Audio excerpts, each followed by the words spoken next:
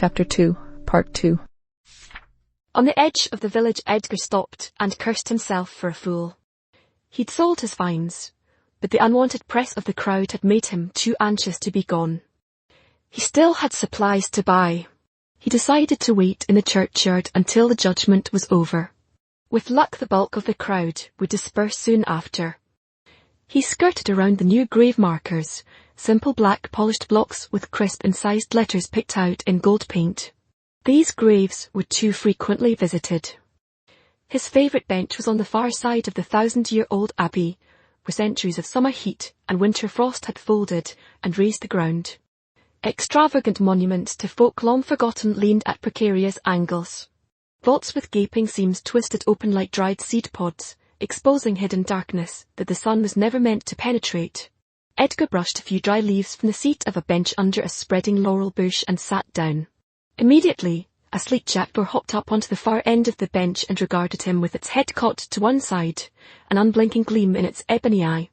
"Oh, it's yourself, is it, Mr. Jack? Well, come on then. Let's share a little food." The bird cawed, ruffled its feathers a little, then walked confidently nearer to Edgar. Hinch grinned at the image that came to his mind, a dandy in black silks walking with his hands behind his back. "Well, ain't you grand? Only missing the top hat and waistcoat." He pronounced it waistcoat, and the jackdaw bobbed its head in acknowledgement. Edgar pulled out a small wax paper parcel and unfolded it to reveal a hunk of bread and a smaller amount of cheese. The jackdaw hunkered down, ready to hop up onto Edgar's knee. Edgar fended it off, the back of his hand gentle against the bird's chest. He laughed and said, "Hold your horses, Lord, we're sharing this fine repast. Don't you worry." He pulled off a morsel of bread, pressed on a piece of the soft ripe cheese and passed it to the bird, who clasped it carefully in its beak and dropped it on the bench a short distance away. For a while the odd couple sat in companionable silence, each eating their fill of the food. Edgar folded the remainder of his meal back into the waxed paper. With a loud croaking cry and a beating of powerful wings, the bird flew away. "What was that about, Jack? Fleas biting your ass? Oh heck." The preacher had just turned the corner at the far end of the abbey, and had evidently just spotted Edgar on the bench. He smiled and waved, picking up his pace and heading towards Edgar. "I say, just the chap. Hold on. I just need a moment of your time." Edgar threw the bird an accusing glance. "Shame you couldn't have warned me sooner, Mr. Jack. Preferably without making a big song and dance about it." He stopped and stood by the bench waiting for the preacher to approach. "Good day to you, your reverence." "Yes, yes. Blessings be upon you. Now then, I do hear from Mrs. Lumpet that you've brought some lamp oil, and perhaps spirits for a heating stove to market." "Aye, I did. You'd have to ask Trader Josh about that now. He took everything I had." "Oh really? Oh dear, that is a shame." "Not for me it ain't. I need coin to buy food and a warmer coat. Winter isn't far off, and my old un is falling apart." "Yes, well, God provides. Nobody likes a moaner, Mr. Henge. May I draw attention to your tithing account? You are very much in arrears for this year. I'd hate to have to bring it up when I next meet with the lawkeepers." Edgar sighed. "As ever, I give with a grateful heart from the bounty God bestows upon me. What can I provide to make amends, your reverence?" "Good man. God is gracious, and never asks for more than we can provide. He has given me a word of wisdom that you will be blessed soon with the discovery of a seam of finest grease and fat. 5 gallons of lamp oil, and 20 gallons of fine oil for heating is all he asks as tribute." Edgar raised his eyebrows. "Well, that is wondrous news. I've seen no sign of such a seam in the area I'm digging this month. I'll be sure to bring that to you just as soon as I can, though I'll need to borrow a cart to bring it down the hill." The preacher grinned, skull-like behind wire-rimmed round glasses. 2 weeks, Mr. Henge. "No need to struggle. I'll send the verger up with the tithing carriage to collect." "God is indeed merciful, your reverence. Thank you for your kindness." "I know. Isn't it wonderful? Why, I wouldn't be at all surprised if you didn't find a quantity of purest white tallow, enough to make 2 fine new candles for the altar." "Well, Blessings upon you, I must be going. Toodle pip. Edgar started walking back to the market, a stony look on his face, and black fury in his heart. Back again, Mr. Hinge. Trader Josh was surprised to see Edgar standing at his second stall. Edgar was inspecting the stacks of clothing. I was almost on the path home when I remembered I needed to buy a few things. Do you have a good warm coat here anywhere? Something to keep out the chill and rain come winter. Josh nodded. Don't waste your time on those piles, it's all homespun with the fat left in. It'll keep you warm, mostly, but you'll be carrying around 40 pounds of sobby wool every time it rains. Follow me. He led Edgar to the far side of the cart, and unlocked a panel with a key from the large hoop that hung from his waist. After rummaging through a box he pulled out a long hooded jacket. Edgar whistled. Well, isn't that grand? Has to be what, 40, 50 years old. But it looks almost new. I'll bet the rain just slides right off of that slick surface. His eyes narrowed. So what would a fine jacket like this be costing me? Josh scratched behind his ear. Been in my family a long time, that has. My youngest outgrew it last year. Try it on. Go on. I hold your coat and pack. After hesitating a moment longer, Edgar shuffled off his coat and pulled on the jacket. He marvelled at its light weight, and the soft warmth of its lining. He shrugged and took it off again. That's what I thought. Too expensive for me.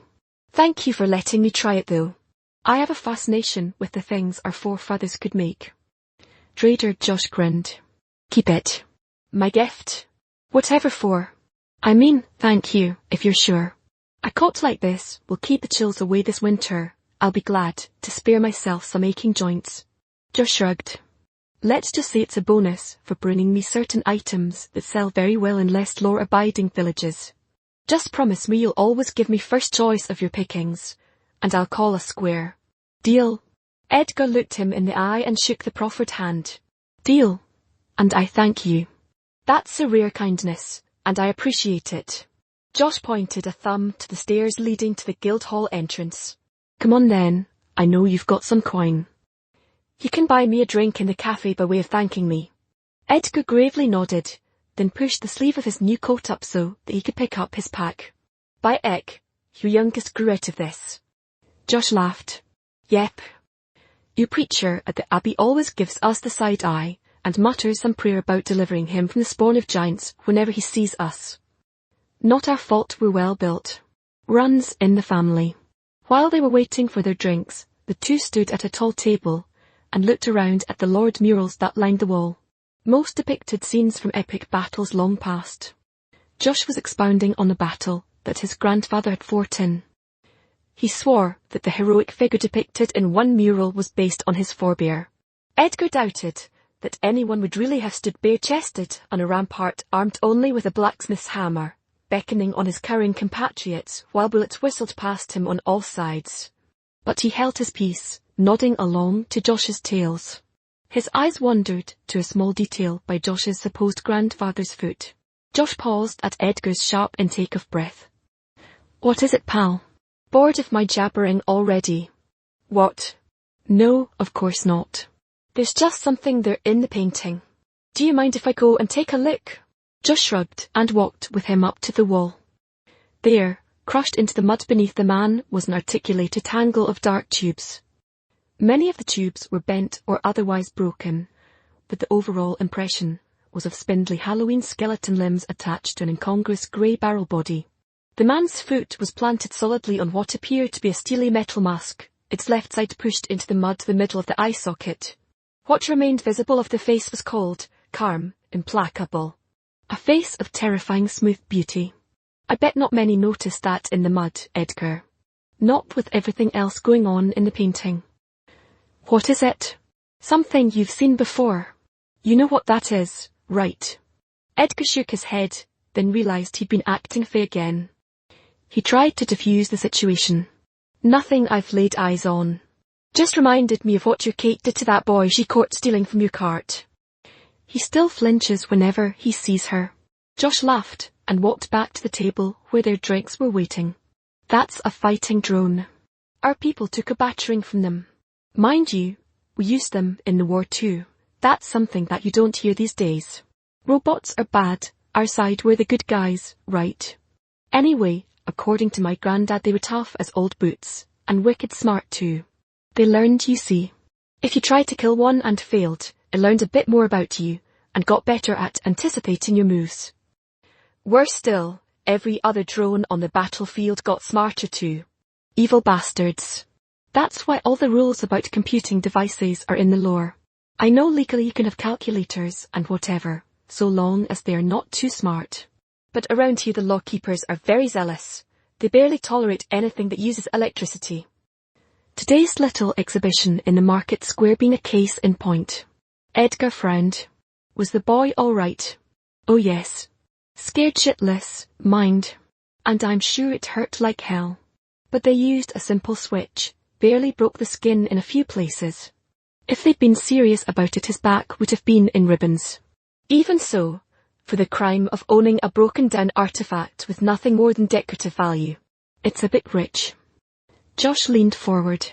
There are some yet who make use of them. If you were to happen on something like that, which looks like it has a fighting chance of working, you bring it to me. I'll see you right, and don't you worry, I'll not let on where I got it from. Edgar swirled the drink in his mug. Can't say I follow your meaning. I will say that I made a promise to bring you my most interesting finds, and I'm not one to go back on my word. Josh gave him a hearty slap on the back, and smiled through a face full of beard. Good man. See, I knew I could rely on you.